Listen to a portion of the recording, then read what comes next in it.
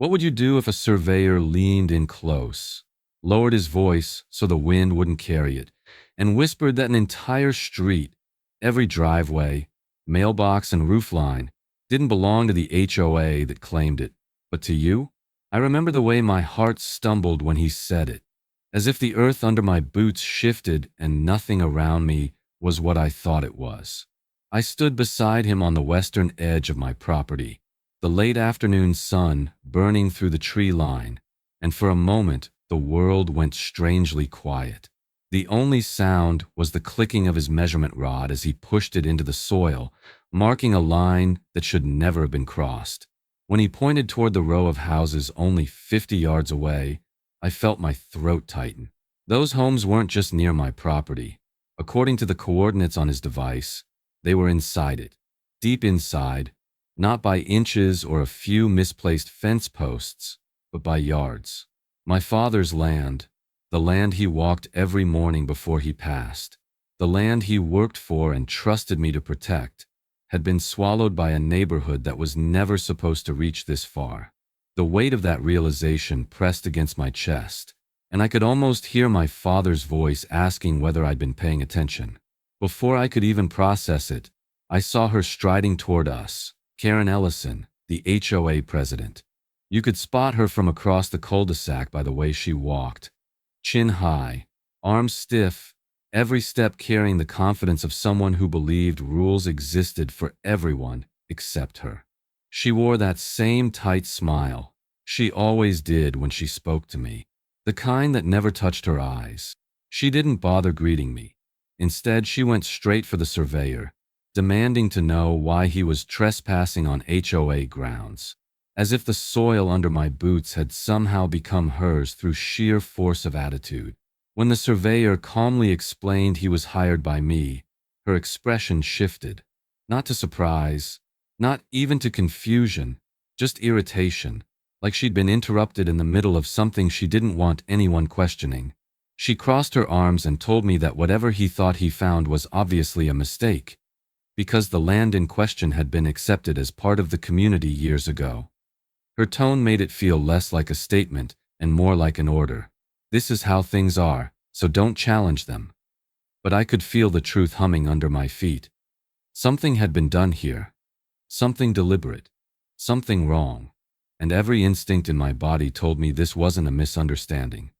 I tried to ask her how far the HOA believed its authority extended, but she cut me off with a raised hand, dismissing me like a child interrupting adults. The surveyor kept marking the boundary, and each new flag he planted felt like a blow to whatever illusion Karen had been maintaining. I didn't know yet how deep the deception ran. I didn't know how far they'd gone or how many people were involved.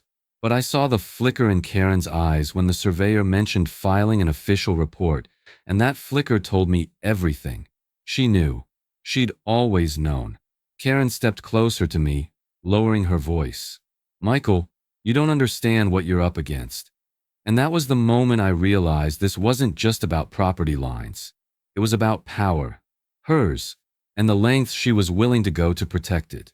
Have you ever trusted someone, only to realize later that trust cost you everything? That's the question that kept echoing in my head as I replayed how all of this started. Long before the survey flags, long before Karen's smug warning, long before I even knew what the HOA was capable of. Back then, I still believed people respected boundaries. I still believed a simple favor wouldn't come back to ruin me. It began 2 years earlier, on a warm morning when a construction supervisor knocked on my door. His crew was having trouble accessing the narrow street beside my property, and they needed temporary permission to move trucks and equipment across the far corner of my land. He was polite. He looked tired. He promised me it would only be for a week, and maybe because I'd inherited my father's habit of helping where I could, or maybe because I didn't see any harm in it, I agreed. No contracts, no signatures. Just a handshake and a good faith understanding. I never imagined that small gesture would open the door to everything that followed. The first few days seemed harmless.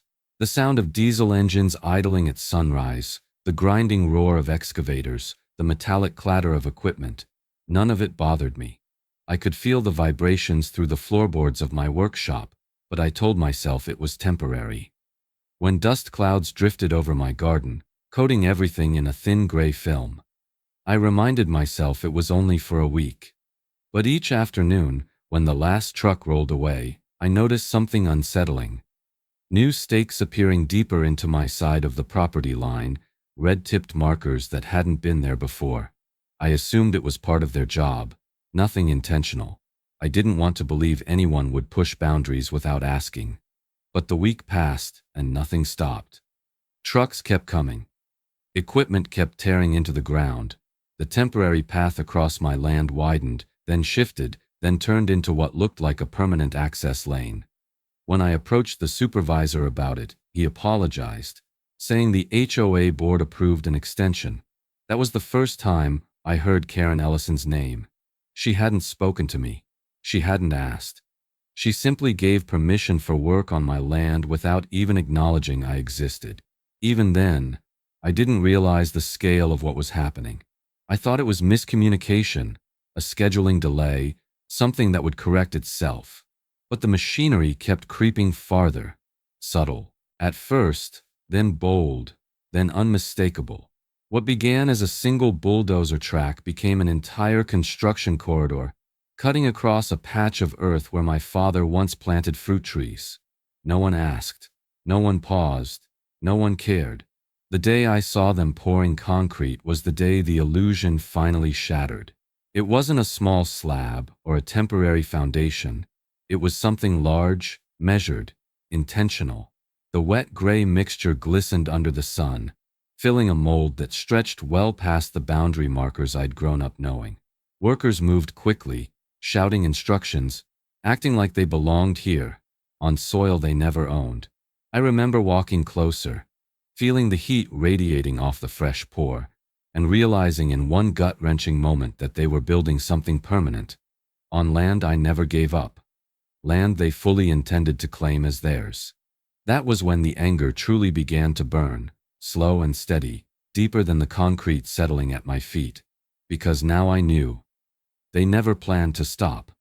And the next morning, when I looked again, the concrete had hardened, right in the middle of my property. What kind of HOA finds a man for existing on land he owns? That's the question that hit me as I stared at the bright orange notice taped to my workshop door.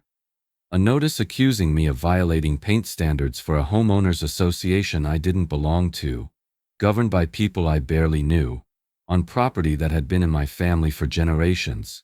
It was surreal, almost laughable, until I realized how intentional it was. This wasn't a mix-up. It was the first move in a pressure campaign designed to push me into surrendering what was mine. By then, the concrete they'd poured on my land had hardened into an unmistakable declaration.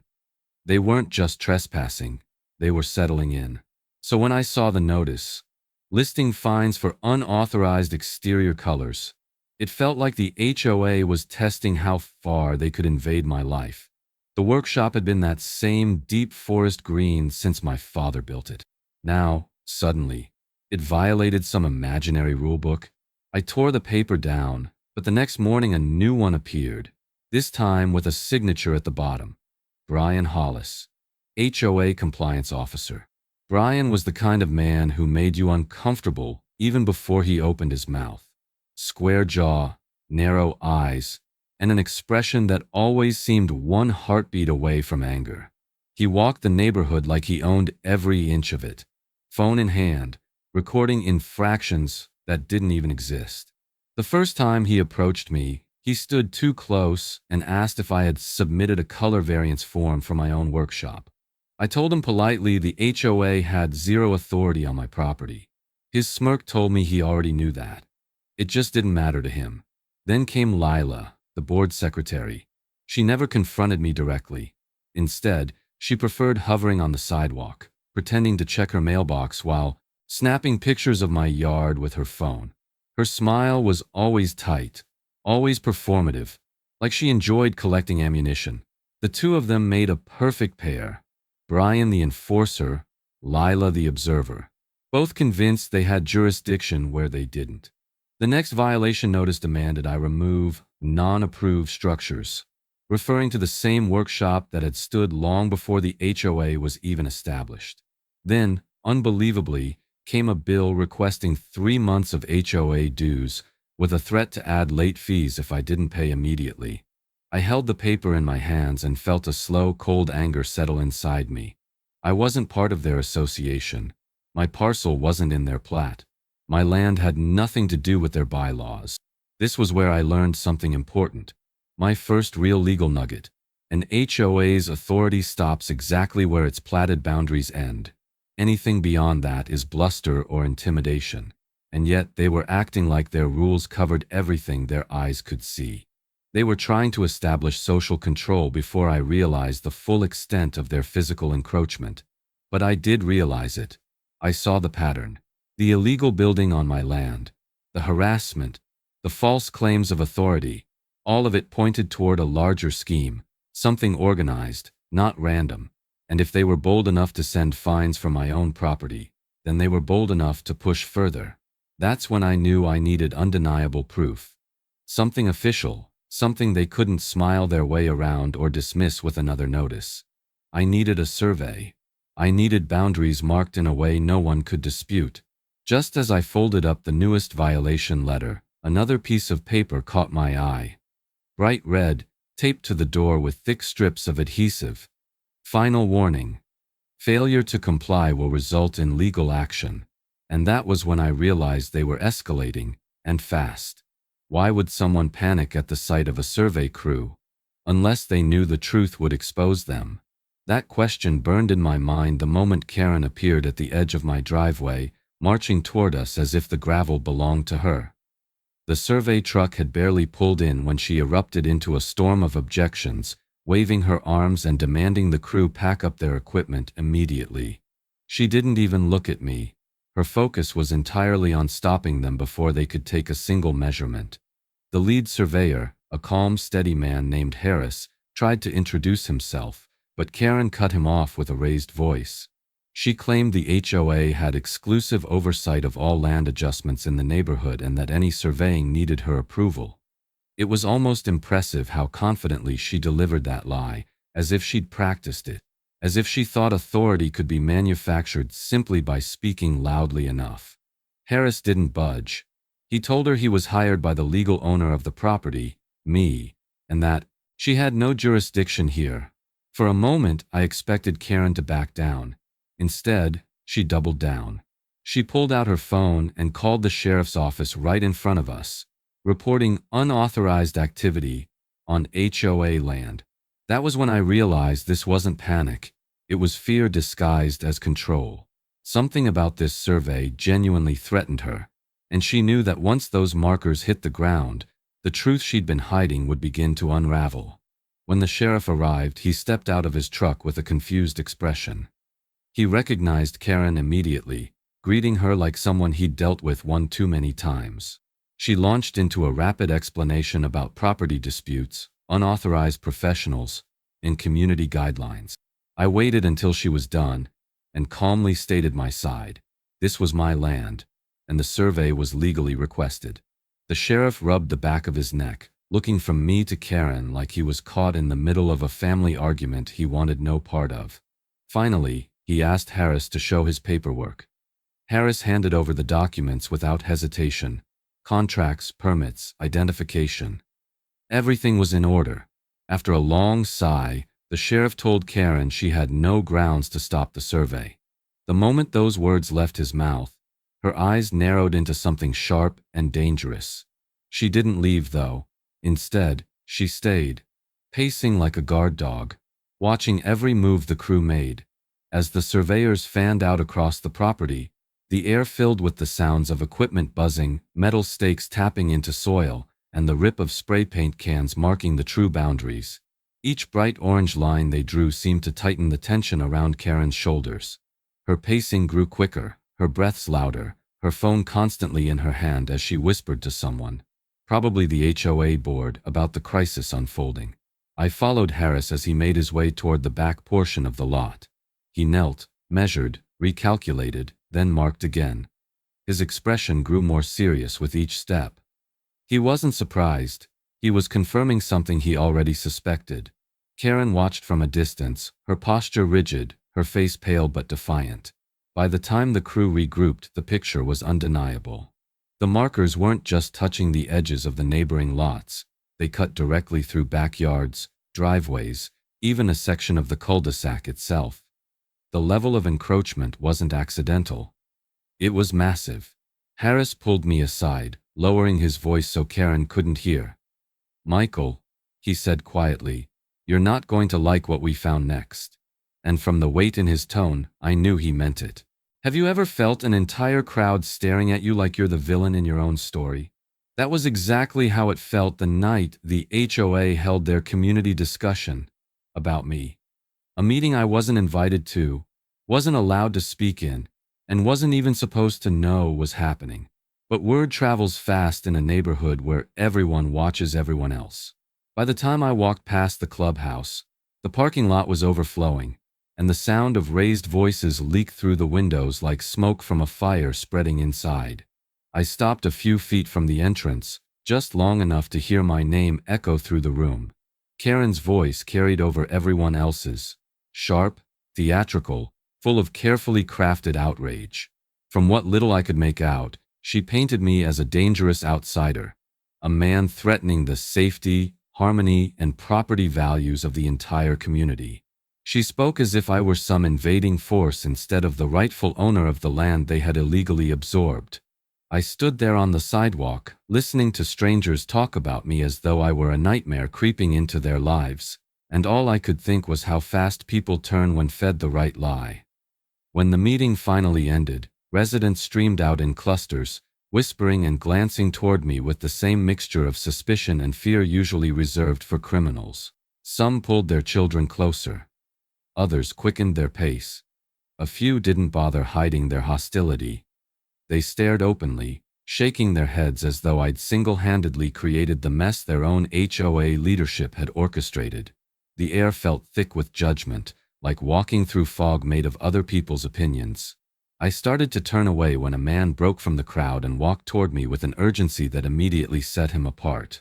Mid-30s, dark hair, worn expression, someone carrying more stress than he wanted anyone to notice. He introduced himself quietly as Daniel Brooks.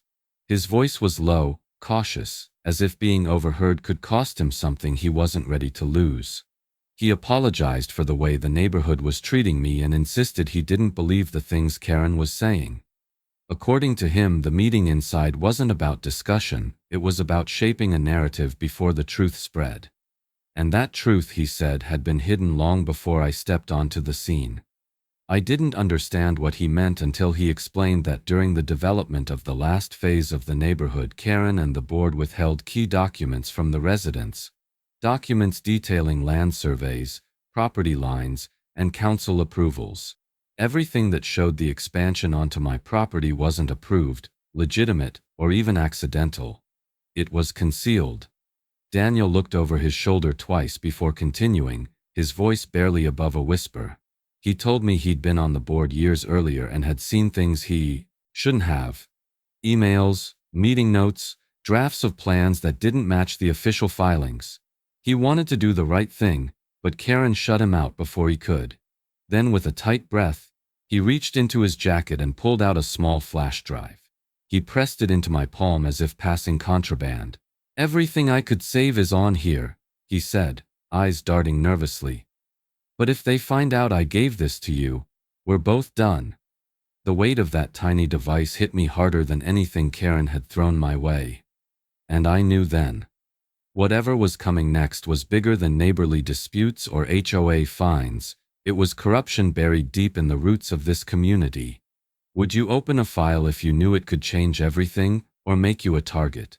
That was the question running through my mind as I sat alone in my workshop that night, the flash drive Daniel had given me resting on the table like a live fuse.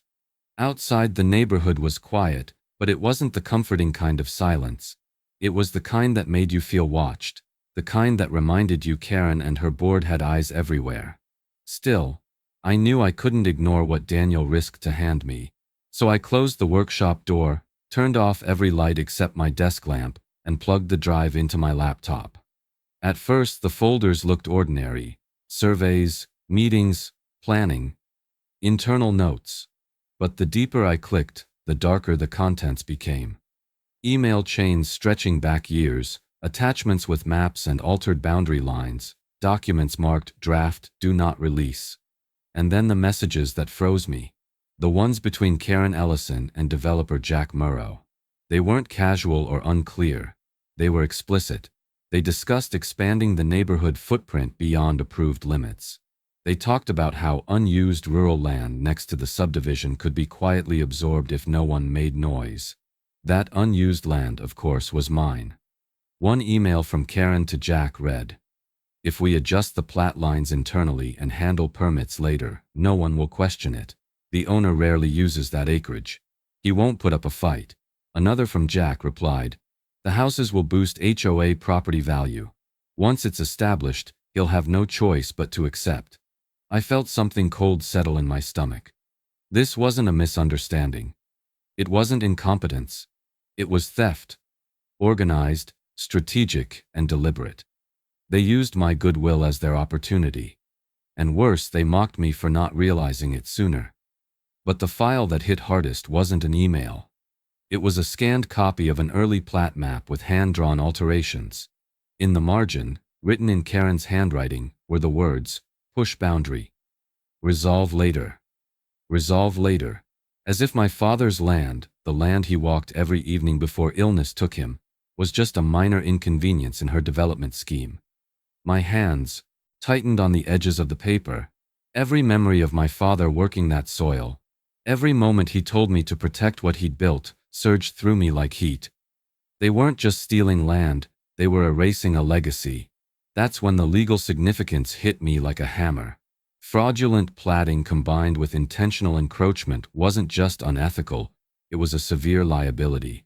Courts didn't tolerate that kind of manipulation, and Karen had left a digital trail more obvious than footprints in wet cement.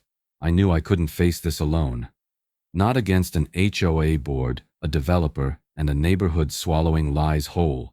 I needed someone who understood the law better than they understood their own corruption. So the next morning, I took the flash drive straight to an attorney, Laura Jensen, a real estate specialist known for being relentless, fearless, and precise. She sat quietly as she read through the documents, scrolling slowly, eyebrows tightening with each new revelation.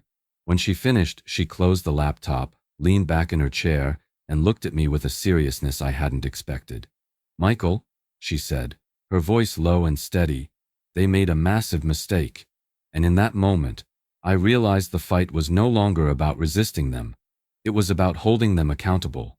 What would you do if the HOA called the police on you for trespassing on your own property? That was the moment I realized the stakes had shifted. It wasn't just Karen scheming anymore. It was the entire HOA machinery turning its full weight against me, trying to make me the problem before the truth spread. And the more they sensed I wasn't backing down, the more brazen they became. It started 3 days after I met with Laura. I was walking along my tree line, checking the survey markers Harris and his team had placed, when a sheriff's cruiser pulled up beside me. The deputy stepped out, hand resting near his holster, and asked if I had permission to be there. The question almost made me laugh, but his expression told me he wasn't joking. Karen had reported a suspicious male trespassing on community property. I explained the land was mine, showed him my deed, and pointed to the survey stakes. He looked embarrassed, mumbled an apology, and drove off. But the message was clear. Karen wasn't done. Then came the noise complaints. Apparently, according to the HOA board, my workshop, silent most days except for the occasional drill, was creating disturbances at all hours. Complaints were filed with the county, all anonymous, all obviously fabricated. A county inspector even visited once, looking more annoyed to be there than concerned. He left shaking his head, muttering about people with too much time on their hands. Next came the online smear campaign. Posts on the neighborhood forum described me as hostile, dangerous, an outsider refusing to cooperate with community standards. Pictures of my workshop were uploaded with captions accusing me of operating illegal businesses, storing hazardous materials, and threatening neighborhood peace. It was astonishing how quickly falsehood spread once fear took root. Through all of this, Laura remained steady. She moved with calm precision, gathering documents, building timelines, and shaping the argument that would soon become the backbone of a quiet title action. She explained that we weren't just defending my land. We were preparing to claim legal recognition that the HOA had knowingly built on property they didn't own. And once the injunction was filed, every house sitting on my acreage would fall into legal limbo under my control. Her confidence kept me going, but emotionally, the situation began wearing on me. Neighbors I'd waved to for years now avoided eye contact. Children who once played near my fence were pulled away by parents whispering warnings. I hadn't done anything wrong, yet I felt like a ghost haunting the edges of a town that no longer wanted me. Every night I found myself replaying the emails from the flash drive, the survey markers in the dirt, the concrete slab poured without permission. It all kept tightening around me, like a cord pulling in from every direction. But Laura reminded me of something simple and powerful. They could spin stories, but they couldn't rewrite the law. And the law, she said, was on my side. One afternoon, as we sat in her office going over the final draft of the filing, she looked up from her notes with an intensity I hadn't seen before. She tapped the stack of documents with her pen and said quietly, "Michael, once this goes through, you might legally own every structure they put on your land." For a moment, I forgot to breathe. And suddenly I understood why Karen had been fighting so desperately. How would you feel waking up one morning and realizing the law now places entire houses under your control? That was the question echoing in my mind as I walked out of the courthouse with Laura, the temporary order still warm from the judge's signature. It didn't feel real at first. I kept staring at the stamped page, reading the same lines over and over, trying to absorb what it meant. For the moment, until the full case was heard, the court recognized my boundary rights. And because those boundaries swallowed chunks of the HOA's last development phase, every structure on that stolen land was legally under my ownership. Not theoretically, not symbolically, legally. I expected relief, maybe victory, but what I felt was something heavier, something that pressed into my chest like the weight of an entire street settling on my shoulders. Laura reminded me this was only temporary, a holding measure until the trial. But the implications were immediate and explosive. The news spread faster than I expected. By the time I reached home, my phone was buzzing non-stop. Unknown numbers, blocked callers, notifications from local news outlets. Reporters had already begun posting headlines online. Boundary dispute gives local man control over HOA properties. Court halts HOA expansion after encroachment claims. It didn't take long for the neighborhood forum to ignite into chaos. From across the street, I saw clusters of residents gathered in driveways, talking in frantic whispers. Some glared openly from their porches. Others looked confused, scared, betrayed. Not by me, but by the people they had trusted to manage their community. It wasn't long before Karen declared an emergency HOA meeting. The clubhouse lights flicked on before sunset, and the parking lot filled quickly. I didn't need to go inside to know panic was spreading through that room like a brush fire. I stood at my fence line, listening to muffled shouting spill into the evening air. Doors slammed. Voices overlapped. Someone yelled something about property values. Another demanded to know why they hadn't been told the truth earlier. Phones buzzed constantly. Alerts, messages, failed attempts at control as Karen and her board tried to contain something far too big to hide. Through the windows, I saw her pacing at the front of the room, hair pulled back tight, her normally composed posture cracking around the edges. Every movement screamed desperation. The chaos didn't stay contained for long. Within an hour, 2 news vans rolled up the street and parked at the entrance to the neighborhood. Their engines hummed while reporters stepped out, checking their notes, pointing cameras toward my land and the cul-de-sac built illegally on it. When they approached me, microphones extended. I felt the heat of their lights and the weight of their questions. I gave no comments. Not yet. Not until the truth was fully exposed in court. But word had spread. and the reaction was no longer just confusion. It was anger. Residents wanted answers, accountability, reassurance that their homes weren't at risk, and Karen, for the first time, didn't have control.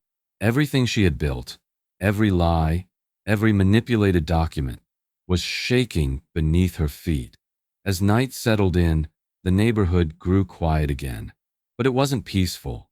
It was the kind of silence filled with tension, like the air right before a storm hits. I walked toward my truck to head inside, trying to gather my thoughts. That's when I saw it. Deep scratches carved across the side door, thick lines gouged into the paint, and beneath them, written in jagged letters, were two words that sent a cold shock through my spine: "Get out." For the first time, I realized this wasn't just a legal battle anymore. Someone had decided to make it personal. Have you ever felt someone watching you in the dark, right before they stepped into the light to confront you? That's the sensation that crawled along my spine the night everything shifted from harassment to danger. After finding the threat carved into my truck, I'd been looking over my shoulder more than usual, but nothing prepared me for what happened next. The air was unusually still that night. No insects buzzing, no cars passing, just a heavy silence settling over the neighborhood like a warning.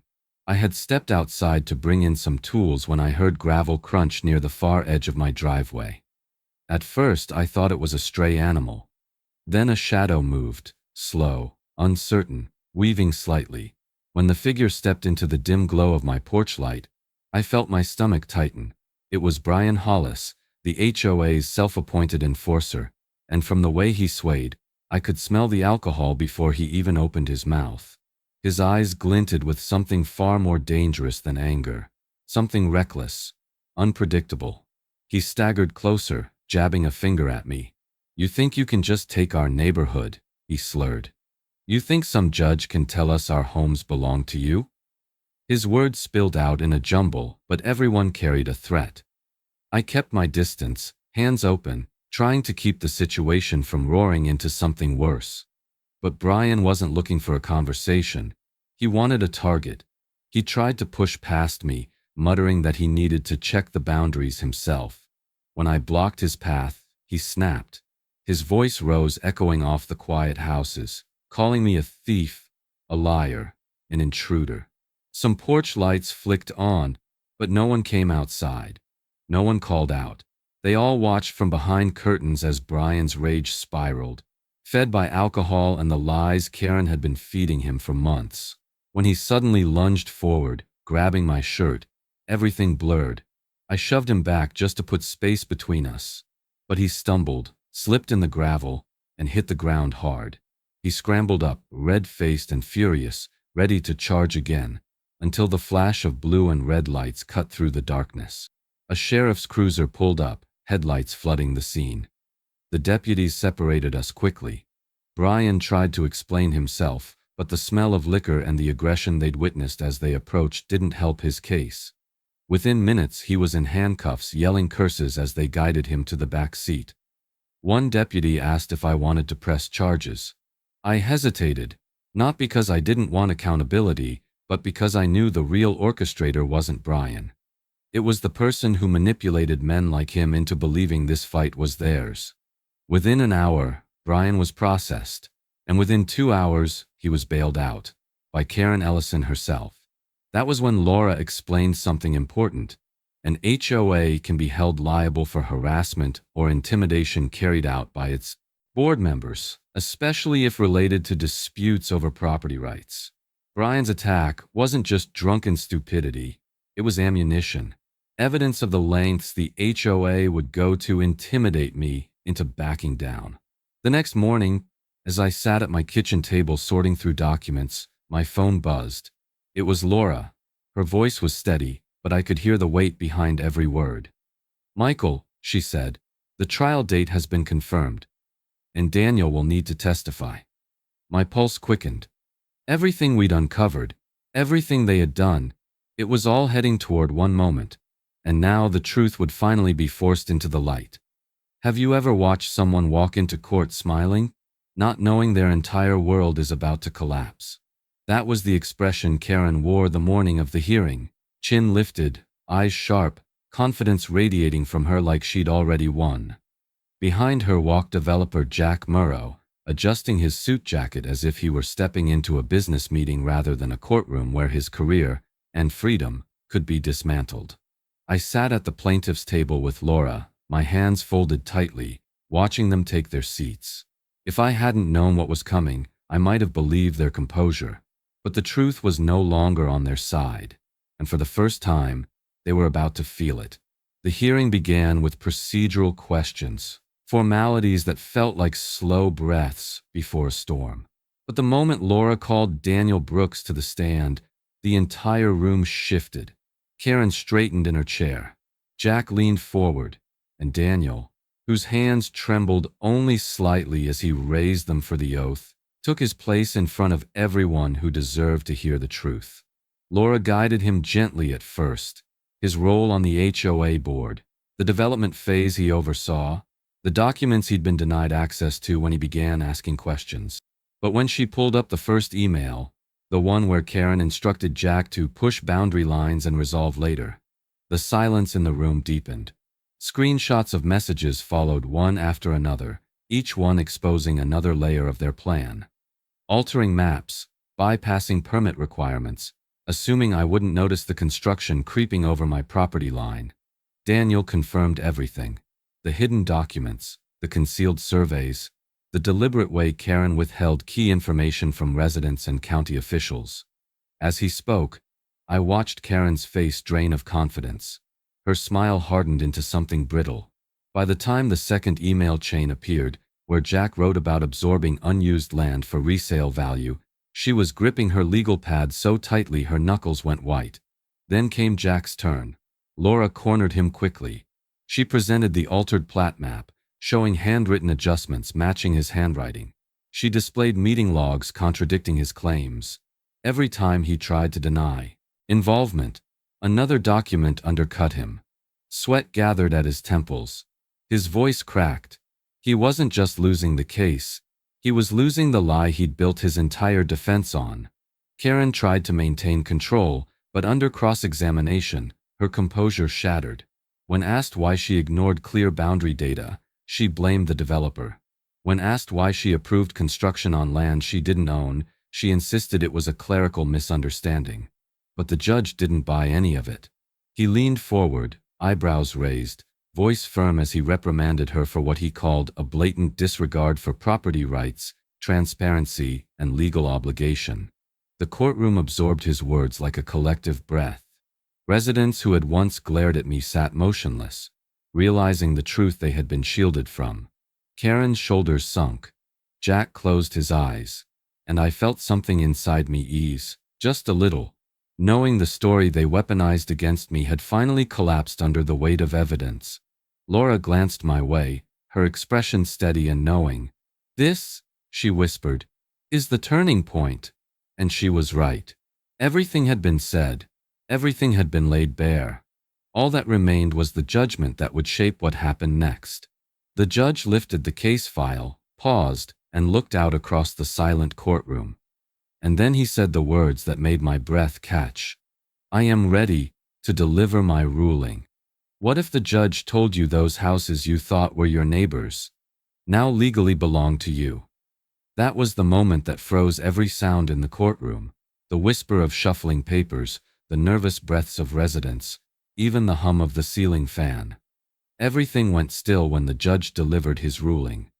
His voice was firm, steady, carrying the weight of a decision that would reshape the entire neighborhood. He ruled that the land in question, the acres stolen through fraudulent planning, hidden documents, and illegal expansion, belonged unequivocally to me. Not just the earth beneath the properties, but every structure sitting on that stolen soil. Every driveway, every backyard, every home. For years people had lived there believing they owned their lots. But on paper, in law, in binding judgment, it was all mine now. The judge issued a permanent quiet title order, voiding the HOA's claims entirely.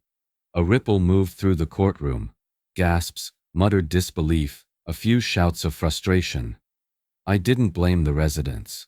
They had been manipulated into trusting people who abused that trust. And when the judge turned his attention to the HOA board, the room shifted again. Karen was removed as HOA president effective immediately, fined personally for her role in fraud and concealment, barred from serving on any board in the county. Jack Murrow, the developer, was hit with an investigation referral for permit fraud and civil damages, and the HOA itself was ordered to pay penalties for harassment, misrepresentation, and unauthorized encroachment. The look on Karen's face, shock collapsing into fear, was the final confirmation of everything Daniel and I had uncovered. As we stepped out of the courtroom, the hallway erupted with questions from reporters and angry demands from residents who finally understood the truth. Some stared at me like I'd become the accidental owner of their lives. Others looked at Karen with betrayal sharp enough to cut the air. A few approached me quietly, apologizing for how they'd treated me, admitting they'd believed the stories she fed them. I didn't blame them. Lies, when repeated long enough, become their own kind of gravity. But beneath their confusion, beneath their fear of what the ruling meant, I sensed something else. Hope that this mess could be resolved fairly, that I wasn't the monster Karen painted me to be. Laura walked beside me, her voice calm and grounding as she explained what would come next. Negotiations, assessments, decisions about the land and the homes on it. The legal battle was over, but the responsibility had only begun. I now held ownership of an entire cul-de-sac, families, mortgages, memories, and I had to choose what to do with all of it. As I drove home, the weight of that reality settled over me. My father's land was finally protected. Justice had reached the people who tried to erase his legacy. But now, the future of several families rested in my hands. Did I sell the land beneath their homes? Lease it long-term? Offer buybacks? Force nothing, but structure everything so this never happened again? That night, I sat on my porch as a quiet breeze moved through the trees my father once tended. The neighborhood was strangely silent. No whispers, no accusations, no glares. Just expectation. Waiting. I realized then that this wasn't just about winning. It was about deciding what kind of man I wanted to be when the dust settled. And now, with the entire cul-de-sac legally under my name, I had a choice to make.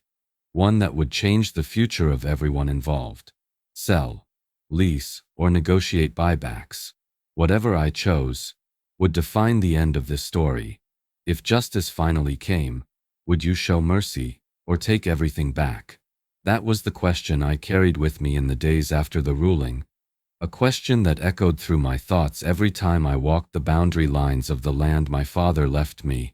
For the first time in years, the weight pressing against my chest had lifted. Truth had won, the lies had collapsed, and the very people who once tried to erase my rights were now waiting to see what I would do with the authority the court placed in my hands. The decision wasn't easy. I had the legal right to demand rent for every house sitting on my land. I could have forced sales, leveraged ownership, or even taken extreme measures to claim the structures outright. But when I stood on that ridge overlooking the cul-de-sac, the same ground where my father once mapped out his dreams, I realized something important. Power wasn't the lesson he wanted me to learn. Responsibility was. So I chose a path that felt right. A path rooted in fairness, not revenge. I sat down with each family individually. I explained the ruling, their options, and the truth Karen had hidden from them. Some were angry, some were scared, some apologized through tears for believing I was their enemy. And in each case, I offered the same solution, a fair settlement. They could buy the land beneath their homes at its proper market value. No inflated numbers, no punishment, no exploitation. Those who couldn't afford it were offered long-term leases with protections built in. My fight had never been with the families. It was with the people who weaponized them. Meanwhile, Laura filed a separate lawsuit against developer Jack Murrow for fraudulent platting and unauthorized construction. He'd profited off the deception for years, and it was time he faced consequences of his own. As for the HOA, the county forced a complete restructuring. New board members were elected, Independent auditors reviewed their books, and transparency rules were rewritten from scratch. The community learned the hard way what blind trust could cost them. Karen didn't stay to face any of it. Within a week of the ruling, her house went dark. The moving truck came quietly, early in the morning, before neighbors woke. She didn't leave a forwarding address. She didn't make a statement. She simply disappeared, leaving behind the wreckage she'd created and the legacy of her arrogance. When I saw the empty driveway, I didn't feel triumph. I felt closure. One evening, after the negotiations were complete and the chaos finally began to settle, I walked across my land alone. The sun was setting behind the trees, painting the soil in gold, and for a moment I felt my father there beside me, silent, steady, proud. I thought about everything that happened, the lies, the intimidation, the neighbors who turned their backs, the few who stood with me, and the fight I never expected to face. This experience taught me the same lesson I want every homeowner listening to understand. Always verify your plats, document everything, and never be afraid to stand up to an HOA abusing its power. They count on silence. They count on intimidation. They count on you not knowing the law. But the moment you push back with truth and evidence, the moment you refuse to be bullied, everything changes. As for my story, it ends not with revenge, but with justice served and a community rebuilt on honesty instead of manipulation. And now I'll ask you the same question that started this journey. What would you do if the power to reshape a neighborhood fell into your hands? If you found this story powerful, make sure to like, subscribe, and share. And tell me what you would have done in my place.